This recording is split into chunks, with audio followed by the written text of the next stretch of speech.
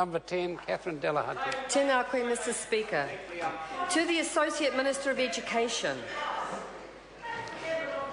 Did the communities in Christchurch, Auckland and Queenstown, where the 4 schools are to be built using a public-private partnership model, ask the government for private sector management of their school buildings? Honourable Stephen Joyce. Mr Speaker, on behalf of the Associate Minister of Education, the member is getting ahead of herself. The Ministry of Education simply put out a request for an expression of interest, and no contracts have been signed. If the expressions of interest does not result in the best value being delivered, the schools will be built via the traditional Ministry of Education procurement process.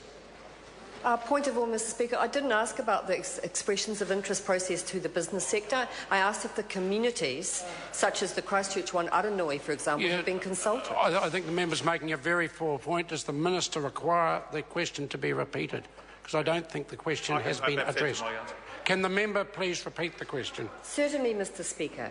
Did the communities in Christchurch, Auckland and Queenstown, where the 4 schools are to be built using a public-private partnership model, ask the government for private sector management of their school buildings? Honourable Stephen Joyce. Mr Speaker, no, I'm not aware on behalf of the Minister that they have made necessarily that request, although I'd point out that nearly all management of school facilities has some form of private sector involvement, so I'm not sure that that would necessarily have come up. Supplementary question, Catherine Delahunty. Were all stakeholder groups directly involved with education in those communities, including the Aranui Community Leadership Group, notified before yesterday's announcement that tenders would be sought from businesses wanting to manage their school buildings? Honourable Stephen Joyce. Mr Speaker, on behalf of the Associate Minister, I can't answer that question directly, but again I would say that as a simple fact of the situation is that most schools have a form of private sector involvement in the management of their facilities. It would not come as a surprise. We generally don't have armies of government builders, although we might if the Labor and the Greens got in. We don't have armies and government builders. Order. The question's been answered at the start. Supplementary question, Catherine Delahunty. Will she rule out allowing international companies to run or manage parts of the New Zealand public school system through a public-private partnership? Honourable Stephen Joyce. Mr Speaker, on behalf of the Associate Minister, no, and I wouldn't see why. The whole purpose of this is to try and reduce the cost and deliver savings over traditional procurement by the Ministry.